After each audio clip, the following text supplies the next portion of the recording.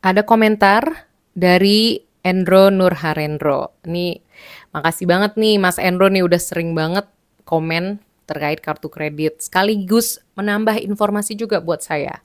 Kak Novia, pengalaman saya berbeda. Ini ngomongin pengalaman kalau misalkan di Bank DBS sebaiknya punya rekening bank terkait ya. Saya dikasih cuma-cuma untuk kartu kredit DBS Live Fresh hanya dengan pengajuan KTA DBS.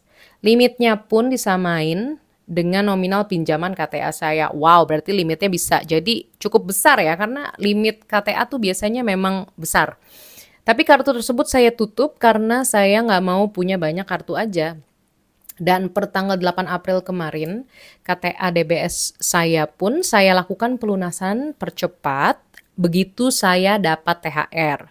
Mungkin ini bisa jadi salah satu jalan pintas untuk dapat kartu kredit DBS. Apalagi akhir-akhir ini penawaran KTA DBS sangat-sangat masif melalui atau lewat telesalesnya. Terima kasih sekali lagi Kak Endro Nurharendro. Kalau saya pribadi ya, ini menurut saya, jadi tolong teman-teman, kalau mendengarkan cerita atau saran apapun tuh jangan terima mentah-mentah ya. Karena bisa jadi pendapat saya tidak cocok buat Anda. Bisa jadi pendapatnya Mas Endro cocok buat Anda, tapi bisa jadi kebalikannya atau bisa jadi nggak cocok semua. Jadi jangan terima mentah-mentah, oke? Jadi kalau misalkan mau dengerin ini sebagai ya referensi atau informasi tambahan aja lah ya. Tahu ya, terserah lah. Kalau menurut saya ya, KTA memang kalau misalkan kita perlu banget dan kita memang bisa punya kemampuan untuk balikin, gak masalah sih untuk coba ambil ya. Cuma saya pribadi agak takut ambil KTA karena meskipun KTA limitnya besar ya, KTA itu sesuai namanya kredit tanpa agunan, meskipun tentu mudah tanpa harus ada underlying aset atau aset berwujud sebagai jaminan, KTA tuh suku bunganya bisa lumayan tinggi. Karena kan kita minjem kan, mau berapapun bayarannya full atau enggak, itu suku bunganya tinggi. Jadi saya males, saya pribadi. Terus ini saya baca juga nih dari website DBS tersendiri. Harus punya kartu kredit terlebih dahulu. Jadi emang sebagian bank harus mengharuskan debiturnya untuk punya kartu kredit terlebih dahulu apabila ingin mengajukan kredit tanpa agunan.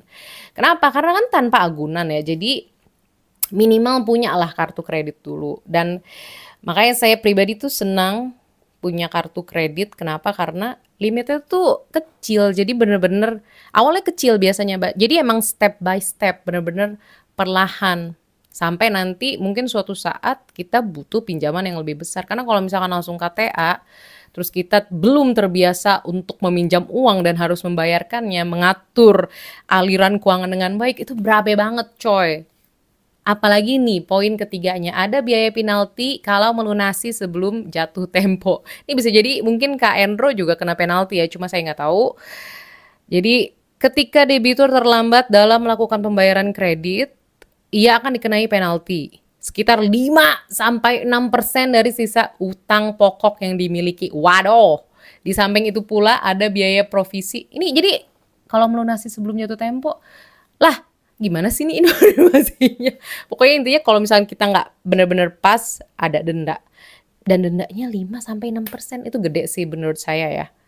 Hah, oke jadi makanya saya pribadi sih kurang srek ya sama KTA. Cuma kalau misalkan mau coba KTA dulu, nggak mau bikin rekening bank untuk dapetin kartu kredit tertentu, silakan coba aja sih, nggak masalah.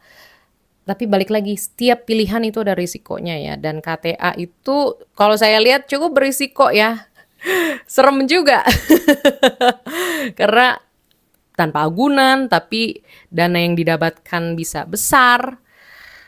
Terus dendanya juga lumayan.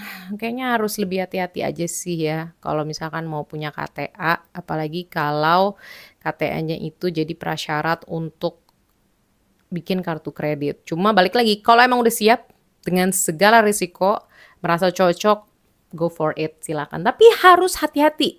Ya bener, jangan pernah nyepelein, sumpah, sumpah ya.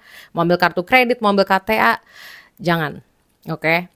Kalau saran saya ya, kalau misalkan emang mau banget kartu kredit, tapi nggak ada rekening, yang mana agak sulit di zaman now, di era sekarang, mungkin coba bikin tabungan berjangka dari bank yang dituju.